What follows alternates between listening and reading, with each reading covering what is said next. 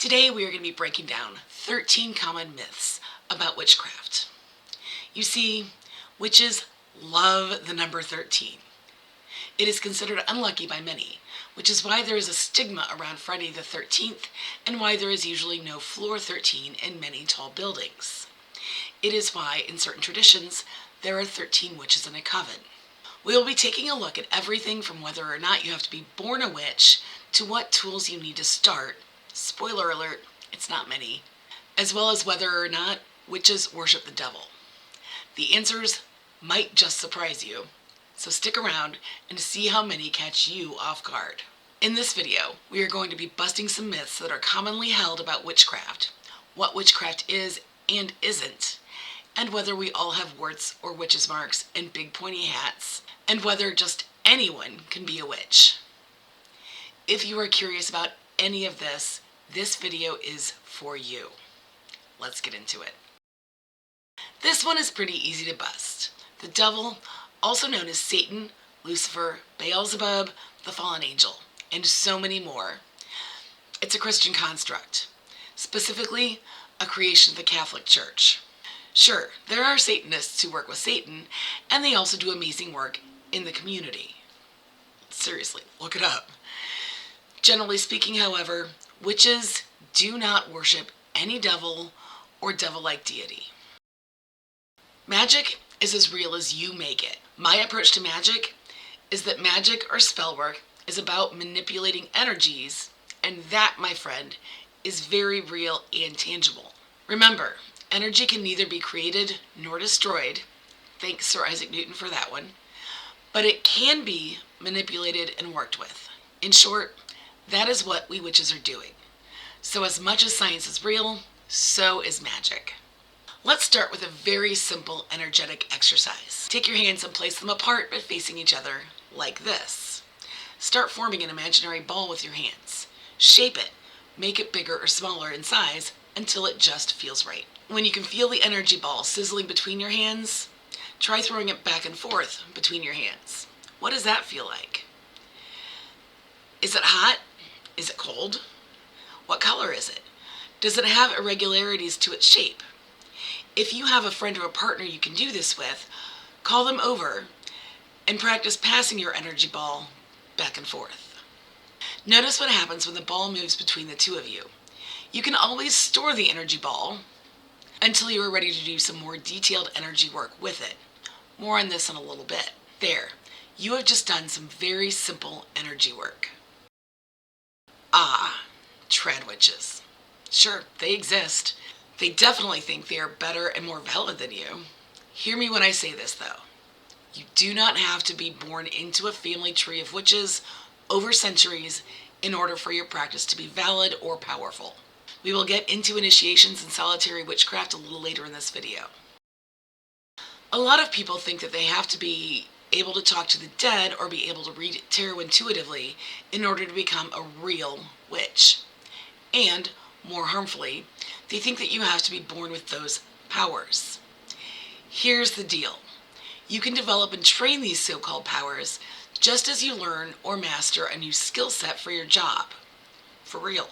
Personally, I believe that we are all born with the ability to speak to the dead, for example. We just have to open our minds and hearts to that possibility, and then maybe train up a little bit.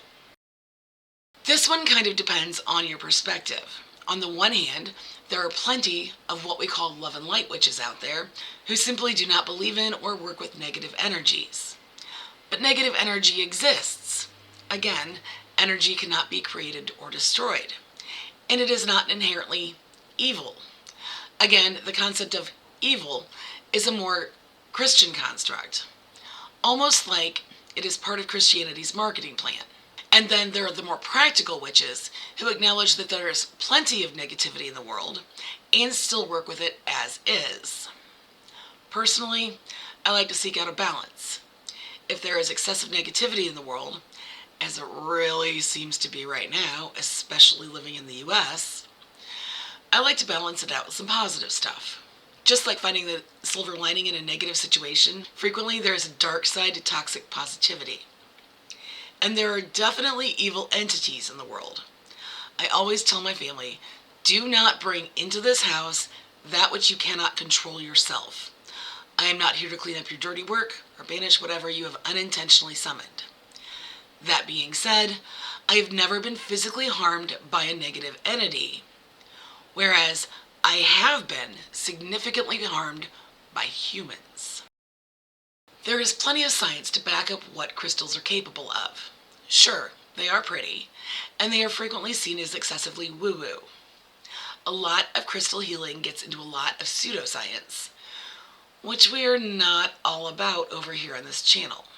At their core, crystals are beautiful pieces of rocks and mineral that occur naturally in the world.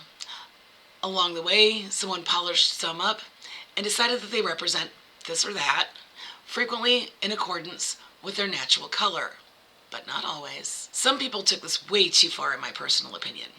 Again, big fan of science here, but when there have been thousands of years of associating this particular rock with this particular property, I think there is a lot to be learned, and we should probably honor the work that has been done in the past.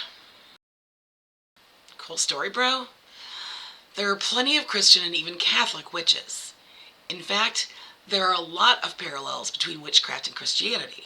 Think of spell work as prayer with actions behind it. Do you think that Christians actually have the ear of God whenever they whisper their prayers? No. They are quite literally putting their words into the universe and hoping that their prayers come true. The point is, you can come to witchcraft from any tradition or path. No judgment here. I was raised Methodist with a little dose of Catholicism thrown in for good measure. I wasn't given a choice until I left the nest. When I found witchcraft, though, I never looked back. This path is distinctly mine, and I wouldn't trade it for anything. Look, if you have to be in the broom closet, I am sorry that you have to deal with that. But that doesn't make you any less a witch. It just means you have to be a little bit more quiet about it. Most of the videos on this channel give tips for how to carry out your practice in a quiet, more secretive manner. If you need to put it away, put it away. Also, I literally wrote a book on coming out of the broom closet. Thank you, pagan mamas. This one is similar to myth number 3. This path is yours. You do not have to be initiated by some high priestess in order to practice witchcraft. Some paths do require initiation by an elder within the tradition, but that is not always the case. There are plenty of paths open to you that do not require initiation. Sometimes it can be as easy as doing a little dedication ritual, where you dedicate yourself to learning as much as you can about your chosen path. And there are certain traditions that suggest that this dedication or initiation period lasts a year and a day. There are other traditions out there where you don't need anything. Remember that scene in Legally Blonde where Elle's professors wonder if she just woke up one day and decided to go to law school? Yeah, that can be you with your path. This is like a choose-your-own-adventure story. You get to make all of the decisions about what path your journey takes. It is one of my favorite parts of being on this path. Sure, we all crave community and the chance to work with like-minded individuals. Real talk though, I look at coven work like a group project in school, where you are forced to collaborate with people you maybe don't necessarily like, and there is always some drama going on in the background. I tend to work better on my own. Why, yes, I am a Capricorn. Thank you for noticing. And while I have plenty of witchy friends and I collaborate with witches, the work I do is nearly always solitary work. At the end of the day, what works the most effectively is your intention.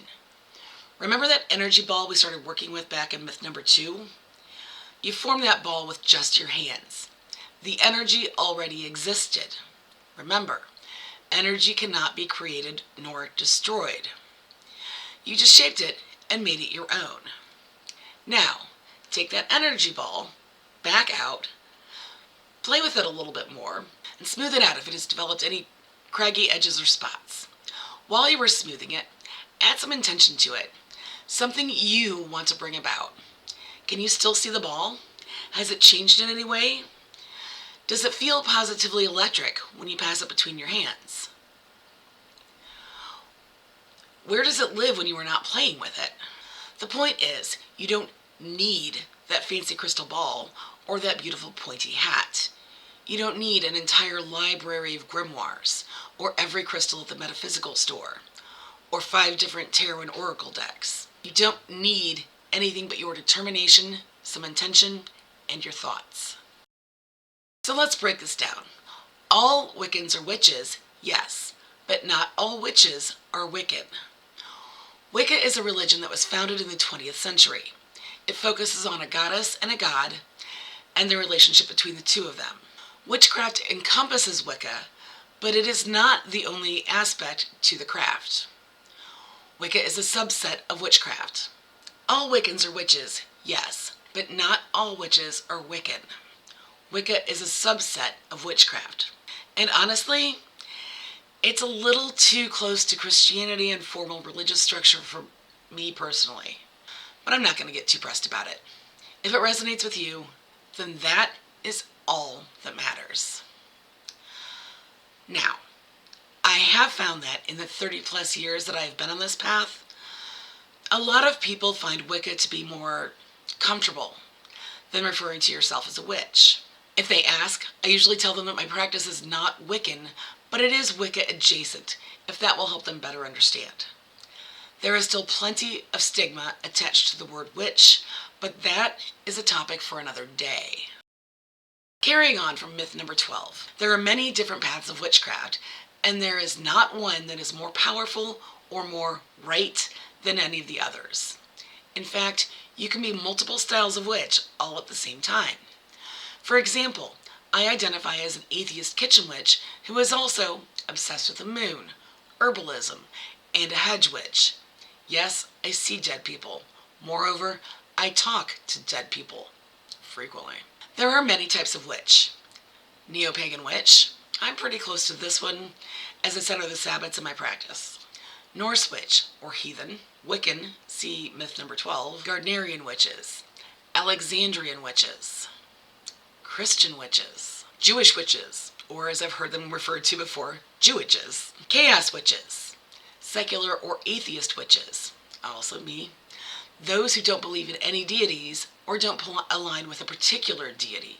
Eclectic witches, those whose practice encompasses many different bases, like me. Note, I am not including types of witches who work with various tools and materials like kitchen witches, green witches, cosmic witches, sea witches, etc. That is a topic for another video, even though they are all valid. So, which myth surprised you the most? Was there anything that you think we missed? Let us know in the comments below. As always, every accusation is a confession. Free Palestine. Protect the First Amendment. Justice for Casey Goodson Jr. And do not let up on the Epstein files. Survivors deserve justice and accountability and a reckoning of the people who have wronged them. Until next week.